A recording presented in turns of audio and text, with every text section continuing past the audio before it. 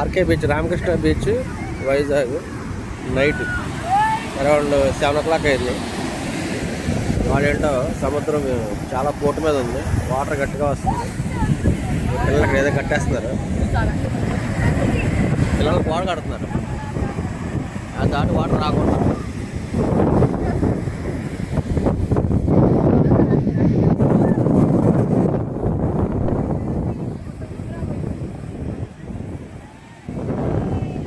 వాళ్ళ మూడు కూడా చాలా పెద్దగా దగ్గర కనిపిస్తున్నాడు.